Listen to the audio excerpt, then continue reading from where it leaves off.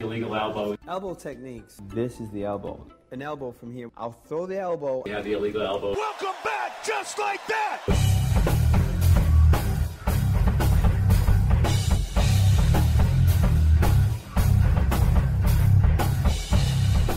Hey, welcome to Illegal Elbow MMA and more. This is Brian from LegalElbow.com and Illegal Elbow on Twitter. And this is Dan from MMA Aftermath on Facebook and Twitter.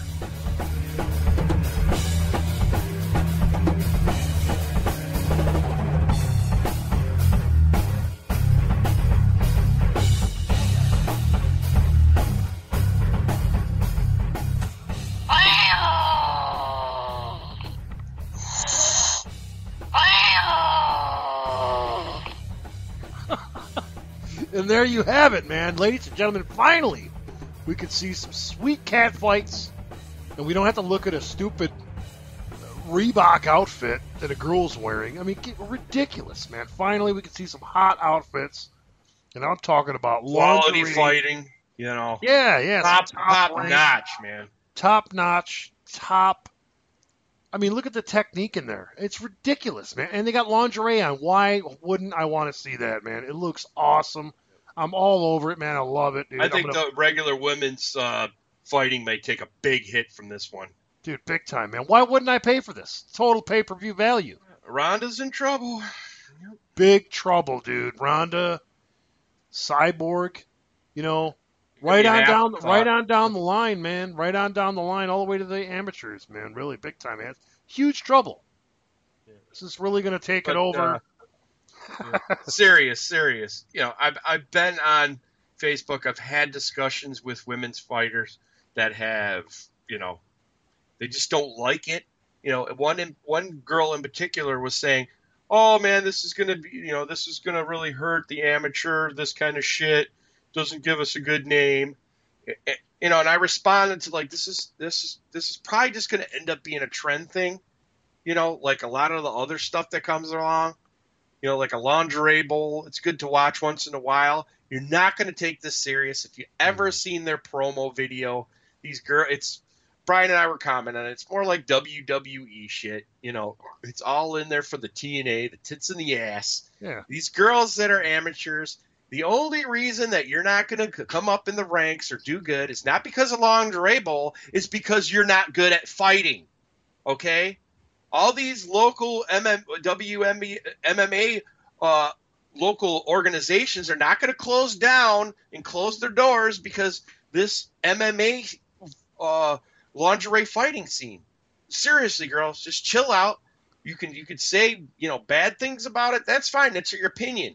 But let me tell you, if you got a multi-million-dollar operation going on here and people are tuning into it, they're not going to just say, "Oh, we're not going to do this because somebody's offended." Okay? They don't give a shit about you. They give a shit about their bottom line. Sorry. Yeah, it's going to offend. It's not for everybody. Right. And it's not going to stick around either because we've already seen this, Dan, back in like 90, I think it was probably 94 or 95. We've seen some toilet paper cards to where these guys came out and said, "I'm here because I got a broken heart." Now, we actually tuned into it to see what it was about, and we realized it was nothing more than WWE in MMA world. Mm-hmm. It was, you know, and we're not ragging on WWE. Yeah, they do their thing. They really expend themselves and really, you know, go the long haul to make a good show. But it's entertainment. Yeah, it's entertainment, and they tried to do that with this, and they failed miserably. I think they had one pay-per-view, and this is not even pay-per-view. These guys aren't even worthy of pay-per-view yet. It's like, and I don't believe they're going to be, because all you have to do is run a porno. You're not going to get anything out of this. I mean, why even bother? You don't have to run. I mean, think about it, man. You don't have to watch a porno. You can just go on somewhere on the internet and watch all this kind of crap without watching fighting. And people that are respectable fans are going to see through this 100%. It's just ridiculous. And then when they look, if they do watch it, it's not going to be in the same light as if they're watching a Ronda Rousey fight or a women's MMA fight in general. No, because they're not going on there. They're just watching some chicks and some TNA. That's what guys do. That's what guys do. Get over it. And I hear what you're saying, you know. But at the same time, it's like, ladies, ladies MMA fighters, I'm not even going to tune into this shit because to me it's garbage. So if for any of you to think that like this could do a disservice to your career, don't even bother with it, man. Don't even waste your time with it. It's ridiculous. It's not going to do anything to women's MMA. All it's going to do is probably add a disservice to WWE because there's nothing in there that was real whatsoever. You're talking about a girl going in there with a walk-off Not even the knockout. tits. Well, yeah, because a lot of them were probably fake, but you got which there's no disservice to fake tits. Some of them look really good, but a lot of them, I'm sorry, man. Especially when you try to go from a minus A cup to a double D, it looks ridiculous. Yeah, jugs way up on your neck. I'm sorry, it doesn't work, but anyway, man, go on with your bad self. But when you get to, this kind of stuff, all it really compares to is WWE. I'm sorry, you're not going to have girls going in there with walk-off knockouts.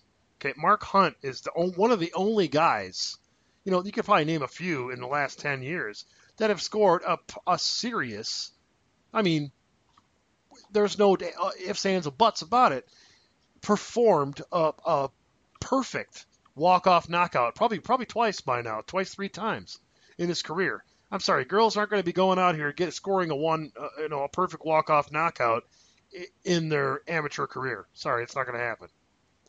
These girls are doing it in almost every fight, so stop. It's ridiculous. Nobody should feel threatened by this whatsoever. To me, it's more comedy than anything else. That's really all it is. It's comedy, and yeah, some of it looks kind of good, but it's like at the same time, it's like you almost look stupid because none of it's real. It's all planned out. I don't know. I can't really even say a whole lot on it because it's ridiculous in my opinion. I mean, just me, but it's sure. Some of the ladies look great in there. Fantastic. But it's like for me to tune in, there's a lot other things I could tune in to watch some hot action than fighting. So yeah, well, getting into somebody else's stick, it's not mine. But getting into real women's MMA, we have the Ronda versus Holly Holm coming up, and they originally said it. I think it was for January 2nd, but they moved it up to like November 1st or something like that. So yeah, what's up with that? Why is that? What is that about? In my opinion, they could have got a good draw, beginning of the new year. But in my opinion, I think Ronda stepped up and said, "I got some freaking movie contracts that I need to honor, and I need to be on location at a certain set time." Basically, because after Holly Holm, I think this is it, man. I think she's going on. Retiring? I think Ronda's going. No, Ronda's going on a hiatus. Hiatus, yeah. Like you said, because we've done a show about a week ago. Yeah. And you were like, she said after 2 more fights, I'm done, and she just got done with a fight against Betchkohia. So after this fight, we might not. I don't think we'll see Ronda Rousey at all in 2016. So.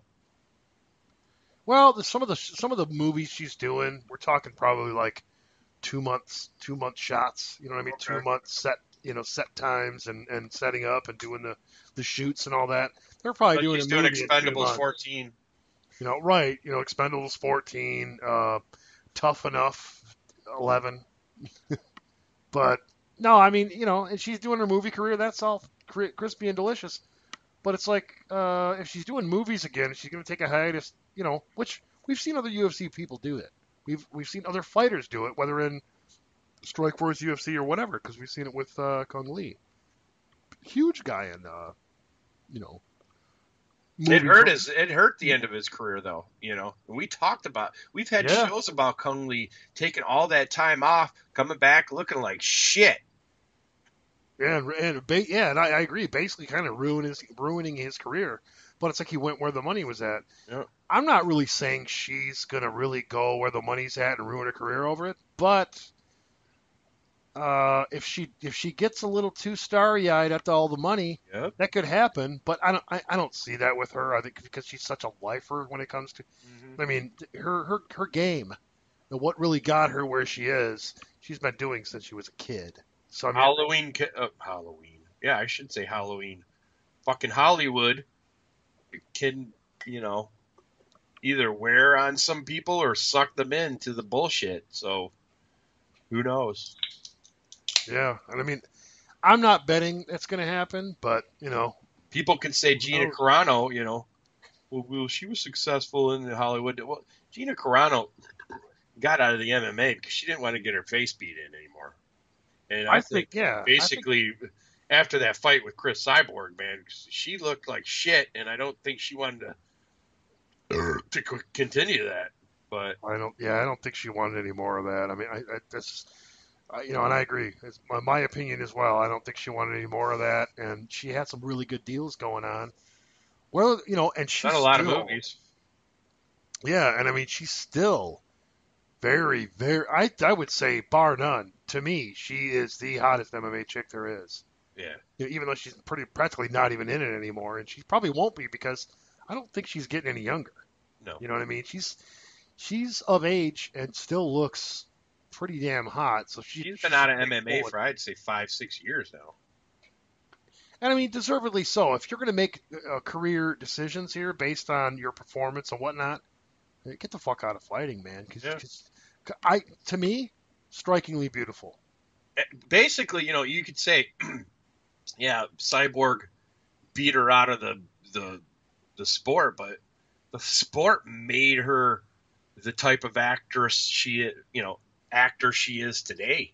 Yeah, she's lining up for roles that she's a chick in the role that's gonna beat some ass. So.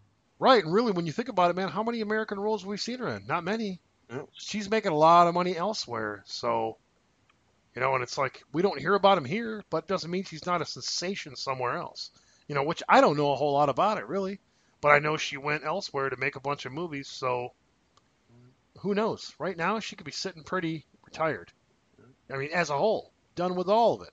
I'm just talking about in terms of me. I have no idea what Toronto's doing at this point. But. And when it's all said and done, Ronda might do the same thing when it's all said and done. Just, say goodbye. I've 20-0 maybe, she gets to 20-0 and just says, hey, man, I've proved it all. I've done it all. I'm going to start another career in movies. Is she 12-0 right now? Ronda, 12 or 13-0, or what is it? She's 12-0 right now. I think she's going to retire. I think she'll retire before 20-0. Yeah. I don't think there's enough talent right there left to occupy her time. She would have to. That's why. She would have to fight. 8 more fights. So yeah, takes most of next year off, if not all of it. She would have to fight like 3 times a year to at least get to there by like 2019. She'll get another movie by then. Take another hiatus, get another movie by then. Yeah. She talked about, what was it, a year and a half ago? Well, no, probably not that long ago, but she talked about probably at least 9 months to a year ago, she talked about how she's given Cyborg 2 years. Yeah. And then she's done. She's not going to talk about her anymore. She's not even going to think about her anymore, whatever it was. And here we are, man. It's like, I think UFC is starting to get to the point where it's like, we may be able to sign this chick and hook this fight up. I think that's why that's why Holly Holm comes in, because it's like, okay, Holly Holm, feed her Holly Holm. Because, and I don't want to completely disrespect Holly Holm. If Holly Holm gets the right training she needs in the next 4 months, because we're talking double training camps here. This is a dual training camp she's going to be able to do for this fight. So that's a lot of training she can really take advantage of and do a crash course and learn a lot of shit, which might be a little too much information, but they should really center in on what she's good at going into her training camp. Okay, she looks really good at her this specific part of her ground game. Let's capitalize on that. And go take a few aspects that's what they do with a lot of early students. Okay, whatever it is you're good at, let's capitalize on that. Let's work with that right now, and let's expand on that. And that's what they should be doing with a Holly Holm right now, because it's like she's not going to go in there with a full game, a full gamut, black belt jiu-jitsu game, or anything else. She's not going to. She better be a go in there, jack of all trades, master of none. Get a lot of shit in your back pocket. Don't worry about being a master of anything. She's going in there behind the 8 ball. We've said on the previous show. She's even said at the end of her fights she wants to work her way up. They're throwing her into the fire. Yeah. She's going to get her first loss. Like I said, Ronda's coming in there. That's not going to be this and that with Beth Kahia proving that she's a good striker. I think she's going to go in there, take Holly Holmes down, and armbar her, and go off and make the movies we've talked about. Right, and no it's going to be quick, easy, and then we're going to be sitting here on the show after the night after doing the show, saying, "Guess what? Just like we thought. Congratulations, UFC." And Brian said, "Don't fucking order this pay-per-view, because this is what you're going to get. Unless this pay-per-view is stacked around this card and it's badass and you're willing to tune into some of the other fights that are worthwhile, and buying this pay-per-view, you are going to see a fucking fight that does not go past the first round. Because it's a Ronda Rousey fight. We've seen, and everybody wants to say Holly Holmes this. Holly Holmes has come in here, and I'm not going to say struggle, but she has had to go to decisions with these women. Brock Lesnar was kind of right in saying that Ronda Rousey is in a beast in a weak division. Yeah. Because Ronda Rousey is just taking these chicks and annihilating them. And Ronda Rousey, I mean, whether people know it or not or want to agree with it or not, Ronda Rousey was a hell of a specimen at a very young age, whether people want to know it or not, with the knowledge she has. Her mom, and I'm like a damn drill sergeant. Yeah, believe me, I'm not a Ronda nut hugger. I would say I've come aboard. Last two fights I have. Shit. The past couple fights we've come aboard to the fact that this chick. No, I'm sorry, man. This chick is for real, and I mean, it goes back to her at a very young age. We're talking like 10, 11 years old, and probably way before then. But this chick solidified in her game plan and what she knows how to do. It's a joke. It's a joke for other chicks starting at the age of 16, 17, 20 years old. These chicks coming in here in their mid-30s or early 30s or whatever. This chick knows what you're doing at the age of 14. I mean, it really is an accelerated rate, and now she's just able to sit back and see what you're doing.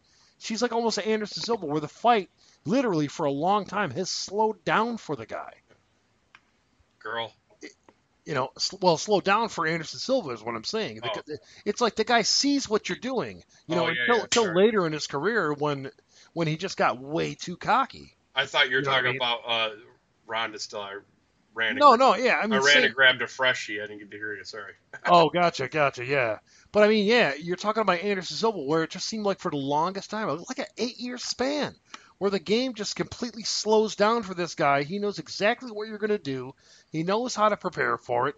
She's almost in that point to me where she knows what you're going to do when you're attempting it, and she's able to roll with the punches because, I'm sorry, man, the Zingano fight, Zingano fight. That chick bum rushed her. Stupidest thing you could ever do, because that plays into her strengths. I mean, and if you want to go strike for strike with her, Betchko just come bum rushing with the strikes and all that, saying she can outstrike her and shit. It's like, well, you saw how that went. She face planted. The chick's obviously learning what she needs to do in every single training camp. And I'm not a fan of her coach, but that guy knows what this chick is missing. He's like the hidden key for this chick to be a fully faceted fighter. And her doing movies right now is just extra paychecks, right on her way to retirement. I mean, it's really, at this point, it's like if you're Ronda Rousey and you want to prove to everybody you're the best, you've already proved it. You've already proved it, in my opinion. It's like, in my opinion, she doesn't have to fight Cyborg in order to get this done, because how many years have we looked at this now? Probably a 2-year mark now. That Cyborg, 2-year mark at minimum. That Cyborg has been talking and talking and talking. And don't get me wrong, man. I got a lot of respect for Cyborg, man. Cyborg is a fucking animal. But her body is not built for that weight class, in my opinion. No, and yeah, we've gone over, like you're saying, we've gone over entire shows about how it's not her body type. But you know what? If she wants to take herself down there and prove something, that's fantastic. You better fucking rehydrate in a You're gonna look at emaciated fucking cyborg if she wants it that bad. You better, and we talked about that one guy too. That's her trainer that she's training with right now, Greg. Like I said, Greg something, man. To this point, all I remember is his first name. I can't remember his last name, but the guy that he's training with right now has a great idea what he could do to get her back to fully hydrated status going into this fight. So, and they, obviously, if he's training her to do some serious fighting and go down in that weight, obviously UFC is looking at that fight, and that's why we're seeing these stupid match makeups right now. Because in my opinion, they're buying Cyborg time to get ready, and they're just feeding, ruining careers, like I said in the last show, ruining careers, and just feeding Ronda names that she can beat because, well, she hasn't cleared out the division yet. Well, what about Holly Holm? Well, they're already answering that question before you even asked it. So here we go. It's almost irritating to me because a guy like you and me can see it. We can see it happening. We know exactly what they're doing. I'm not disrespecting fans. A ton of you guys out there know what we're talking about. You can see it coming just like we are. That's the only reason why they're doing this fight. Because they're just feeding her somebody that she should beat so that she can actually physically clear out the division. And then, okay, while she's doing movies, we're going to have Cyborg versus, Misha Tate. Because Misha Tate already said, well, I'll fight her. So they're best buddies right now in a movie shoot, along with Holm. They're all shooting a movie right now. Yeah. Cyborg, Misha Tate, and Holly Holm are all shooting a movie together right now. It's called The Wannabes 1. Oh, that's right. Yeah. Thank you. So, but Misha Tate's already come out and said, "I'll fight Cyborg if she wants to come in UFC. I'll be her first fight." Well, I think UFC was probably late to getting that news. Maybe, I don't know. Probably not. But so they're trying to set it up right there. Well, shit. She's already. Well, there we go. Right there. She's already the number 2 person. She was gonna get a shuttle tot, like Alves would tell you. Give me the shuttle tot. But do you guys remember that? That was probably like 2010 or 2011. Hey, I'm ready. Give me the shuttle tot. No, but Diego Alves, man, fucking hilarious.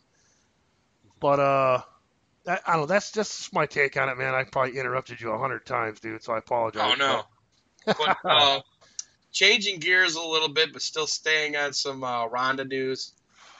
She was had some pictures taken of her and Travis Brown having dinner together. We got major lash outs from people on Twitter and Facebook saying, "Oh yeah, well Ronda's over there talking about Mayweather domestic violence, beating on his old lady, and then you have Travis Brown doing the same thing. She's eating a lot of crow, what a hypocrite, this and that." And I'm saying, okay, well, if anybody knows what's going down in the NBA, in the UFC, it's Ronda Rousey.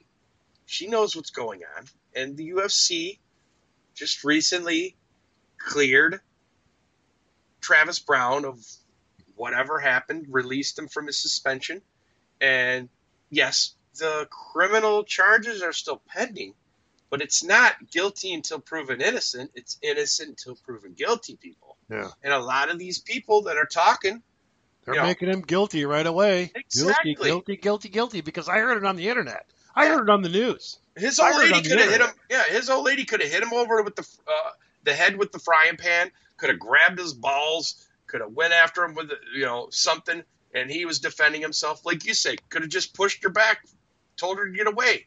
But you're telling me that he could have just pissed her off, left the house, and she could have trumped up some charges. Who knows? Okay, but you're telling me that a guy that is a heavyweight division is going to beat the shit out of his old lady. The chick would be in an ICU unit. Okay, this is we have to sit there. Let's get A real. bunch of things could have happened. Yeah, he could have done it. Who knows? Yeah, But if he's you gonna go to drive court, some power shots into a woman, yeah, I'm sorry, she's gonna be reporting when she comes out of her coma or whatever it is. yeah, Or, I'm not even saying that. I mean, she could be reporting when she wakes up, in a hospital bed, not from home. we're not going. No, We're not sorry. coming in here. We're not coming in here to condoning domestic violence, but we are No. saying you need to let due process take its course. Okay. Right. And this shit with automatically thinking people are guilty because of what one person said is bullshit. You need due process. The person is innocent until proven guilty. And if Ronda Rousey wants to go out with Travis Brown, that's great. And people need to shut the fuck up about it because the shit with fucking Mayweather is proven. So we don't have to talk about that. He had to pay a fucking heavy fee for whatever. Civil lawsuit, whatever the fuck it was. But, right.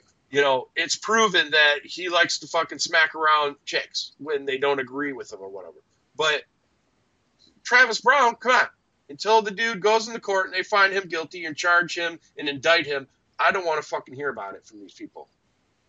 Ronda Rousey, she can go out with who the fuck she wants to go out with. I don't see the problem with it. Yeah, big deal, man. Really. I mean, I don't see the big deal about it either. I can hear people saying what they're saying, and I get it, whatever. But you know what? People, you got to look at it this way. There are two sides to every story, and there's a lot of going on right now with mainstream media and all that crap. I'm not talking about just UFC people or MMA game. There's a lot of shit going on with everything going on in this country right now. There's people in here trying to take advantage of people that have celebrity status. Look what happened with fucking Rumble Johnson and the chick that wanted to bring her yoga mats and practice right in front of him when he's working out because she wanted to troll him. She knew who he was. She knew his fucking allegations of domestic violence, just like Travis Brown. So she wanted to fucking get on social media and say, "Oh, Travis Brown threw my fucking yoga mats out." And Travis Brown got on fucking Twitter or whatever and said, "Listen, I'm over here working out. This chick brings her yoga mats over here and starts doing this shit all in front of me when I'm trying to work out. You got this whole other area that she can work out in." She was trolling him, Yeah. And that's the She same was looking thing. for a reason to be pissed off. Yeah. You got people out there that are looking for a reason to be. And I'm not saying that we have the answers to everything. We don't. But it's real easy to see through bullshit. It's like, I'm sorry, man. If you want to go ahead and piss a guy off, yeah, you're going to piss him off. You could probably get to the heart of the matter and really piss a dude off. Sure. He's a human being. Human beings can get pissed off. You can pull it off if you really want to do it. If you're that kind of a sick individual. So with that in mind, it's like, take a look at this other shit that's been going around in the media. I'm talking mainstream media. Just because it's on the TV doesn't make it true, okay? Stop it. And just because this shit's on the internet doesn't make it true. So just because you hear something and you want to ramble off about how, I can't believe this guy did it. Well, you didn't get his side of the story. You didn't get her side of the story. You got to the cops, but you went to social media about it. Right. Get both sides of the story before everybody makes a collective decision just to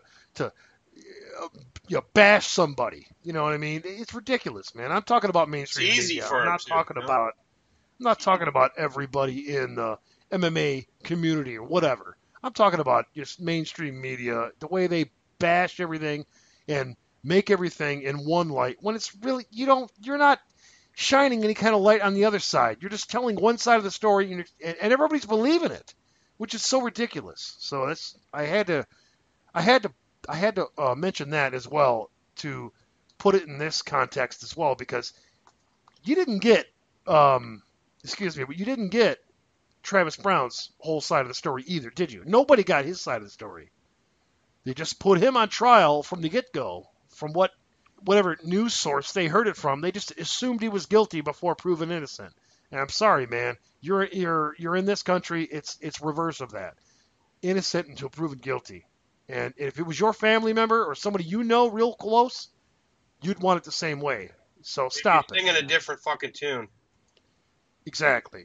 So if it was somebody you knew real well and you know they're a good guy, you'd want to hear their side of the story. So stop taking one-sided stories as the fact.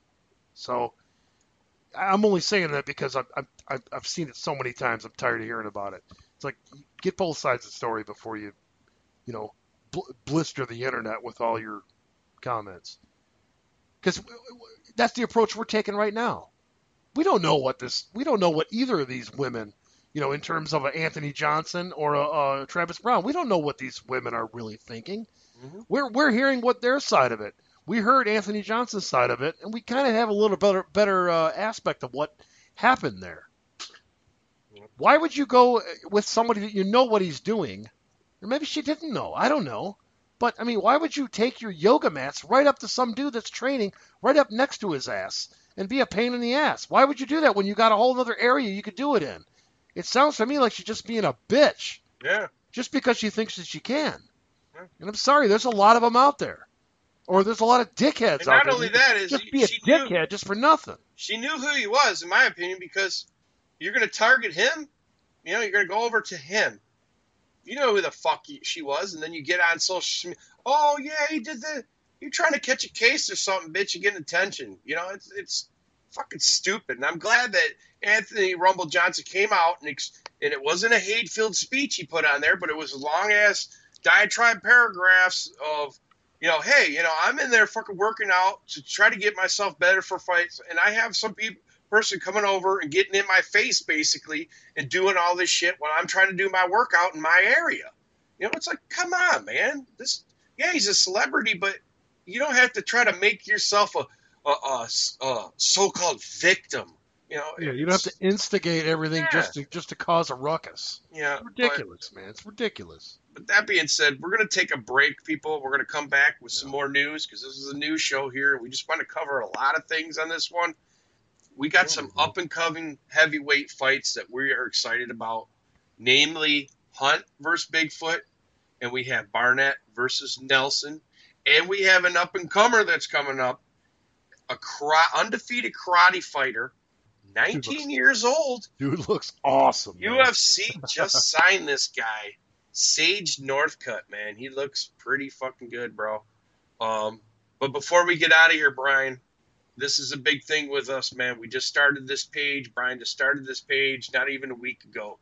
We already have 169 likes.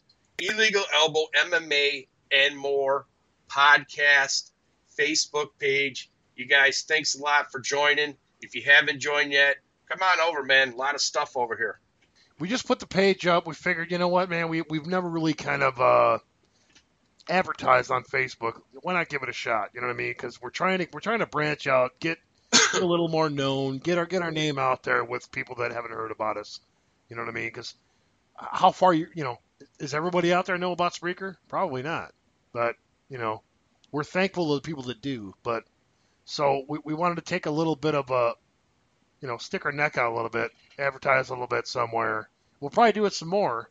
But at the same time, I want to go and throw out a couple of names before we duck out for a quick break here. Just a couple of names that have liked the page, and we appreciate it, man, big time. So we're saying that to let you know. Basically, it's Cynthia Cobra was commented on one of the posts we put out there. Juice cashing out. If I'm saying names wrong, man, please forgive me. But Nathan Carroll, Joe Huchin, Tori King, Christopher Lee Hilligos, Bob Blaisdell. Big thanks, guys. Brittany Winter Wolf, Alan Bosnity Maurice. Like I said, man, if I'm ruining names, I apologize. But just throwing out some names there, man. If people would like the page, and we really appreciate it, man. A big thank you to you guys. Jalen Riggins, Edward Young. Like I said, the guy that commented on one of the posts we put, man, James Young. Big thank you, man. We appreciate it, man. And keep the comments coming, man. Let us know, everybody, man. Let us know something you'd like us to talk about, something you'd like to hear, a comment. Hey, you guys suck. We hate your guts. Whatever. over 1,700 people reached. So. Yeah. Actually, it's, as of right now, I'm looking at 2,239. So. Damn. That's very nice, man. What is it, 170 likes or something like that? 169. 160. Well, there you go, man. So we appreciate it big time, man. We're gonna take a quick break, man, and we'll mention some more people as time goes on, man. So Thanks a lot. again, a big thank you, and we'll be right back, man.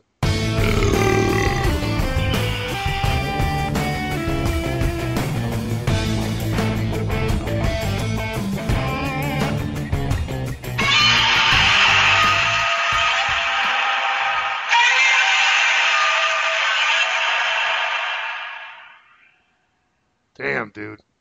Bam. Big time clash of the Titans here, bro.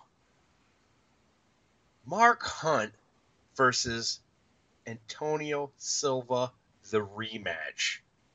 Okay, last time they fought, fucking Antonio Silva was on inordinate amounts of juice, TRT, like no other athlete has been tested before. This guy was just off the charts, man. And everybody's thinking that he's over in Australia training hard. But he's just sitting around. Well, he's probably training with a freaking needle sticking out of his ass. But that being said, coming back on this, man, fucking Mark Hunt, I think he's going to be looking for the knockout in this fight, bro. Mark Hunt has something to prove. I don't think Mark Hunt wants to leave anything on the table right here. He wants to ascend his way back up to the top. You know, because after that last loss, you know, some of these losses against, you know, we go back against Stipe, Verdum. You know, he's got his ass beat with the fucking the kick to the head with JDS. You know, Right. It's that nice little stint before that though was sweet. Yes, he was on a roll. This is Yeah. what he needs to start doing. He needs to reel off 3 fucking fights, in my opinion, starting with Bigfoot, which I think Bigfoot is going to get checked here, and I think Bigfoot's going down in a heap of mess. You know, Bigfoot losing against Frank Mir, you know, getting pummeled against Frank Mir and Arlovsky. Then we said pissing dirty with the inordinate amount of TRT, losing against Kane. I think this is Mark Hunt. This is Mark Hunt's chance to solidify, you know, a good win here, and like I said, start moving back up the ladder, bro. You know, if you really look at Mark Hunt too, man, he came into UFC basically at 5-7. Okay, so since then, what is it? Giving Mark Hunt a chance, UFC did. Yeah, they're like, you know, he's still got a couple fights on his Pride contract. We're going that far back, you know what I mean? So, and he even did suffer a loss his first fight into UFC before he went on his 4-fight win streak. Yeah, McCorkle. And McCorkle went on, and McCorkle did some stuff in KSW against the ex tough guy, the tough man, whatever, Mariusz Pudzianowski, you know. He did some stuff against that dude. He's gone on a stint of losses himself. But I mean, you know, he's done some cool things himself. He's 17-7, so it's nothing to really be upset about. I'm talking about Sean McCorkle, but getting back to Mark Hunt, he's certainly upped his wrestling game, even though it's not his wrestling game is not amazing, but it's leaps and bounds from where he was. I mean, we're talking about a K1 guy coming in here, you know, in his fights with Gegard Mousasi in 2009, Melvin Manhoef 2009, Alistair Overeem 2008, you know, Fedor Emelianenko 2006. So I mean, this guy's been in the game a long time. You know what I mean? We're coming up on almost up on 12 years, him being in the MMA game, K1 game. So, and his he right now at this point he is 1-3-1 in terms of 1 win, 3 losses, and 1 draw in his last 5 fights. And even with that kind of record in his last 5 fights, he's still fairly decent when it comes to a top 20 resume, because he's faced some sick ass competition. And he's really spun his career around big time when he had his chance at UFC. He's faced some huge guys, man. Some guys that were on his way up. He fought Roy Nelson, walk-off KO, man. No problem whatsoever. Smashed his ass. We've never seen Roy Nelson, in my opinion, I've never seen Roy Nelson faceplant like that. No. Ever. So, I mean, it's... Yeah, we're talking about a guy who, in Mark Hunt, who has two very good attributes in his game being in the heavyweight division. One, power. Two, iron chin. This guy, it takes a fucking full-ass roundhouse kick by JDS to put this guy out. Yeah. This is what kind of, it's basically you have to get some kind of power generated like a Mack truck to knock this guy out. Yeah. He's a guy. Or Doom, man. Or over Doom. Yeah. Just sick assault. Yeah. Verdum, that's a whole other story, man. Verdum, seriously, it's a whole other story. Really. Sorry, man. I cut you off, though, man. Go ahead. No, it's just, Roy Nelson, yeah, he's got, a great chin. Don't get me wrong, but and he did faceplant, like you said, but it doesn't match up to the chin of fucking Mark Hunt. No. To me, Mark Hunt, this is a perfect chance for the UFC to give Mark Hunt his way back up the ladder, and basically Bigfoot, this is do or die, dude, because you could be cut. You could be cut. What is this? 4 in a row? 5 in a row here? Yeah, let's take a look here, man. It doesn't look good, man. I know. No, I just had his stats up, but I moved on to the next. No, they're the same, dude. 1, 3, and 1. Same. The draws in there and everything, man. His last win was over Saul Palele. Lost to Frank Mir. Lost to Andrei Arlovsky. Yeah, they're both in the same boat. So this rematch is completely warranted. It's actually a great idea by UFC to put this rematch on. Because they're the same exact record, man. 1, 3, and 1 in the last 5. I like it, dude. This is what we call a crossroads match. Yeah. We call them all the time. It's a crossroads match in your career. Oh, you know what, dude? I just thought of what I was trying to say. I'm sorry, man. I'm totally derailing what you're saying. Sorry about that. No, man. I made my point, man. Go for it. Mark Hunt's 10-10 right now. But make no mistake about it, Mark Hunt, to a lot of you people that might not know exactly who a Mark Hunt is, this guy goes back to 2005 in his MMA career. He's been a K1 fighter along the way. You know what I mean? Excuse me. Jeez, man. He's been guy that likes to stay active. Yeah, he stays very active, man. But he's, a couple stints here and there. He's had some time off, to reassess, get himself together. And UFC gives him his shot. He comes into UFC 5-7. So what does that tell us? That tells us Mark Hunt right now, 5-7. Right now he's 10-10. So that means he's 5-3 in UFC right now. That's not that bad. That's equivalent to Brock Lesnar's career in UFC altogether. That's his career in MMA altogether. Yeah. And Mark Hunt's been in the game a lot longer, can take a lot more punishment. And because we're talking about somebody that's already ran away from several careers, but whatever. But but I mean, Mark Hunt, man, is a serious threat to any heavyweight that is of any stature because of his just simple knockdown, drag him out, power punching prowess this guy brings to any fight. Mm-hmm. And Antonio Silva should be apprehensive with this fight. Yeah, Yes. Watch that chin, man. Stay active. Pepper his ass. I don't know. I see a knockout in the first round, dude. So I see fucking Silva fucking hitting the mat, knockout, knockdown, follow up maybe with a couple hammer fists and just it might be a walk. It might be another fucking walk off. Yeah, no, like you're saying. Yeah, I hear that, dude. I heard you front and center, man. Walk off, man. I'm thinking though, walk off second round, man. I'm going to say they're going to be a little bit feel out process. Yeah. They're going to be a little timid because they're facing each other again. So they, what's Antonio Silva bringing? What's Mark Hunt bringing? There might be a little bit of, but probably not. You're talking about two pros in there, man. In my opinion, two pros in their heavyweight game. They've already fought each other, so they're probably going to have a good idea of who's going to do what and what they're going to do. So I mean. But I'm going to say early second round knockout for Mark Hunt. Oh yeah. Just a hammer fist, just smash the jaw, knock his ass down, and walk off, and get the hell out of there, man. And to continue our illegal elbow up and coming heavyweight fights to look forward to, we are looking forward. As we were talking about a Roy Nelson getting knocked the fuck out, he's going again. He's sitting at 21-11, decent record against the War Master Josh Barnett, sitting at a nice, seasoned veteran himself, 33-7.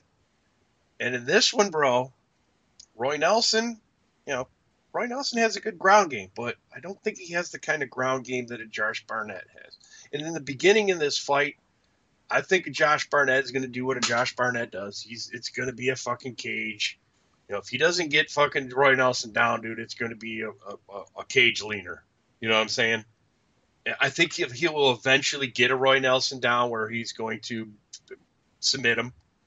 Because I'm picking that. I don't know if it's going to be arm, something, whatever. Ground. It might even be a ground and pound, but I see more of a Josh Barnett. Just like Catch he's wrestling, baby. Catch wrestling. Touted in Metamoris, fucking, catch wrestling. So I think he's going to showcase that. This But fight's in Japan for a reason, man. Yeah, in the first round, I see more of a cage match, and then maybe he'll finally get a Roy Nelson down where I think he'll finish a Roy Nelson. It's going to be interesting how he gets it there, though, because you got, a Roy Nelson, which is just from the pocket, swinging overhand rights. Josh Barnett going for some takedowns. I don't know, man. Speaking of those overhand rights, man, Roy Nelson, we've talked about this past. Roy Nelson is almost like a Dan Henderson, where those things are becoming telegraphed, and fighters are looking for that. Yeah, big. No, that's a great point too, man. It's almost like we're talking about the Roy bomb here. Like you said, Dan Henderson. We're talking Country about bomb. It's a country bomb's coming at you live, baby. And if you really watch for it, you can see it coming. So yeah, it's very telegraphed. And Barnett, I don't want to say Barnett's got knocked the fuck out every time out. Let's look at his last 5, man, for the sake of shits and grins here, man. 3-2 in his last 5, but we're not talking about some top competition. I would say a very little bit of difference in the competition when it comes to a Roy Nelson. We're talking about loss to Travis Brown, which was damn near going on 2 years ago.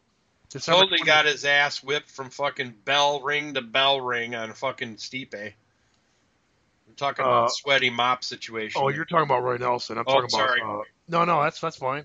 But yeah, no, that's another good one to look at. But Josh Barnett against Travis Brown, that was his last fight in UFC. We're talking about almost 2 years ago. We're talking about December 28, 2013. Which was a suspect, north-south situation, but, Yeah, which I was kind of, at that time, I was kind of thinking, you know what? That's an illegal shot. That's eventually going to be an illegal shot. North-south to the back of the frickin', what is it? Kind of back left. 3-4 metacarpal, tarsal, fucking vertebrae, spinal column. All those added in with just bludgeoning shots into the, the back, like the back left of the, the ear area, behind the ear area. And it's like, I don't know, man. How can certain elbow shots be legal and some be illegal? So it's, I'm really surprised that shit's still illegal and nobody's really called that out just yet.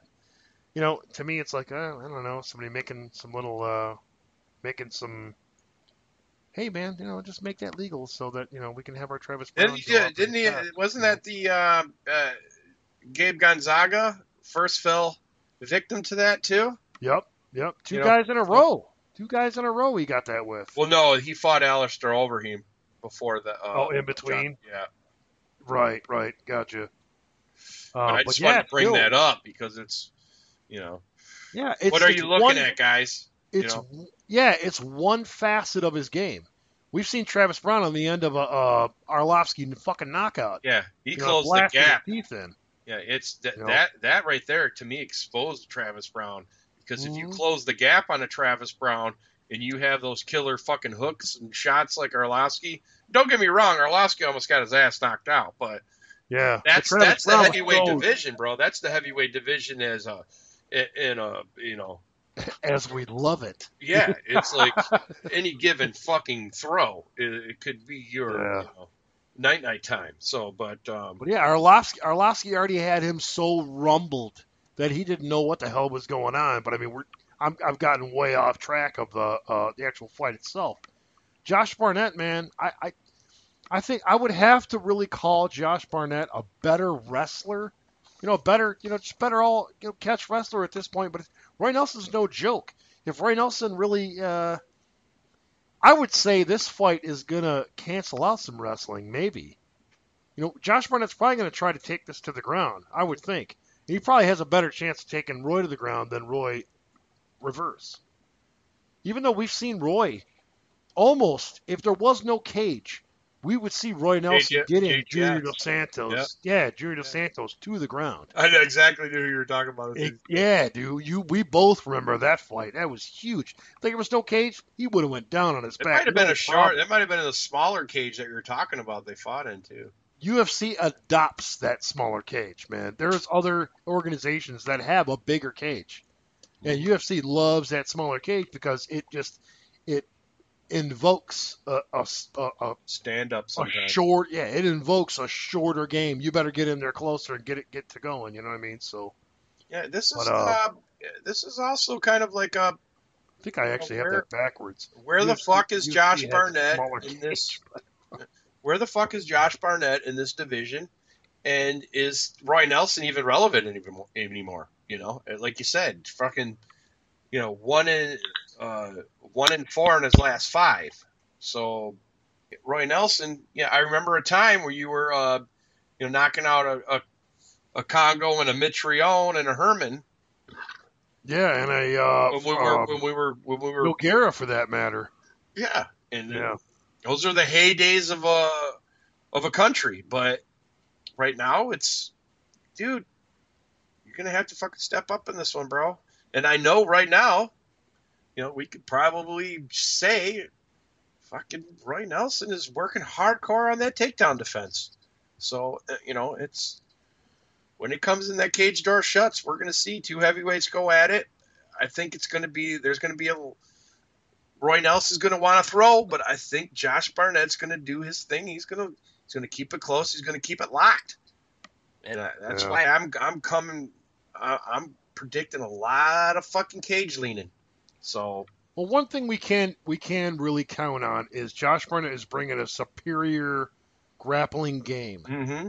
But what we know, one thing on the other side that we know of, Roy Nelson is coming in here real relaxed and ready to throw them fucking bombs. So we know for damn sure we're going to have a hell of a matchup here. And you know what, though? We've seen Josh Barnett come in here with a wrestler's game against Travis Brown. Which, are we going to compare Travis Brown to a Roy Nelson? Not really. We're not going to really compare the two. But the same game can kind of easily be made, in terms of what he's going to do with a Josh Barnett going for that takedown. Why wouldn't a Roy Nelson want to do that? If it's still illegal, why wouldn't he want to do that? But at the same time, it's like Josh Barnett has to pay attention to what the hell's going on here. Don't go for a stupid takedown. But we could mull over that situation the entire night and speculate what's going to happen, man. We're never going to really know what's going to happen. In terms of a Josh Barnett total technique of what's happening, man, I would have to give it to Josh Barnett. Mm-hmm. But Josh Barnett hasn't been in here in 2 years, man. I mean, when's the last fight for Roy Nelson? Let's take a look at that, just to kind of solidify this quick little point here. March 2015, two back-to-back losses. One to Mark Hunt, September 2014, and a loss to Alistair Overeem. You know what I mean? That was a decision loss.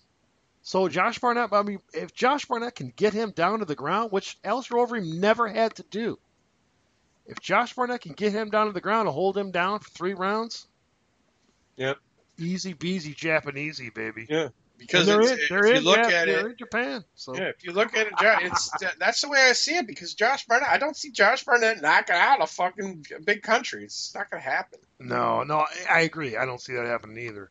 He just took if you just look back, yeah, he lost against Alistair Overeem, but he took some fucking big time shots and kept going at Alistair Overeem.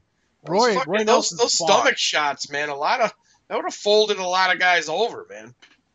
You talking about Overeem shots? Those kicks. Yeah, man. oh yeah, they were nasty. Overeem had a beautiful game in that fight, man. Mm-hmm. Bar none, man. Beautiful game. Kept that was distance and fucking worked those kicks, man. Yeah, awesome game by Overeem because he was also keeping a Roy Nelson away from his chin. Yep. Because Overeem, to make no bones about it, man, I was betting on Roy Nelson getting to Overeem's chin and knocking him the fuck out, and it didn't happen. And it was like hats off. And that's when we really fucking started talking about, like I mentioned earlier, about Overeem timing the overhand right of Roy Nelson, seeing it coming a mile away because he's done it over and over again. There's no switching it up, feinting or working it in any kind of thing. It's a lunge at you, overhand right, and fucking Alistair Overeem played it perfect. Well, check it out this way, man. Josh Barnett can be pretty cocky at times. I love the guy. I love watching him fight. I love hearing him talk. But he can be pretty damn cocky at times. Yes. So with that in mind, it's like if Josh Barnett comes in here and just thinking that his normal, regular old game is going to come in here and beat guys in a grappler submission match like he did in what's that place called again, Dan? Metamoris. Metamoris. If you think he's going to do a Metamoris game against Roy Nelson, you better watch your chin, guy. So that's all I got to say to Josh Barnett because we've seen Josh Barnett get a little bit cocky with some situations. So if he just comes in here thinking he's going to do a Metamoris and not get some shots landed on him, he might be foolish coming into this fight. But that's just my opinion. If Josh Barnett plays to his strengths and does not allow a Roy Nelson just to tee off, then it's Josh Barnett's game, in my opinion. But you know what, man? We have no idea what Roy's doing. Roy's been a lot more active. He's fought 3 times in the time that Josh Barnett has been away. You know what I mean? We're talking about the last 2 years. You know what I mean? So the last 2 years, Roy Nelson's fought in the top game. We're talking, well, one of them was Nogueira, Mark Hunt, and then Alistair Overeem. He's fought 3 guys, considered to be at the time top runners. Josh Barnett's been over, doing grappling with, Metamoris, where he's capitalized on and done really good at. I'm really interested to see what Josh Barnett's going to bring in this because if he doesn't watch his ass, he might get his chin wrecked. That's kind of what I'm looking at. I'm guessing a Barnett. I'm picking a Barnett. I'm picking a Barnett by decision. But if he comes in here with the same old game plan, I'm going to say shut up notice. He's getting knocked the fuck out. Yeah. Because if he's just going to come in here, I don't have to change anything. I can just come in here and do whatever I want because I'm cocky as all hell. We've seen him cocky as hell, man. So if he comes in here cocky as hell thinking that he could do just exactly what he did 2 years ago or whatever it is, December 2013, you're fucking fooling yourself, man. Stop it. Because now you're just thinking you're unbeatable. And you're not. So if you get past a Roy Nelson, you got a big stink waiting for you. A whole big stink of dudes waiting for you, man. That chin, take it to the ground. That's it, brother. That's it. But we've nailed that coffin, bro. Shit.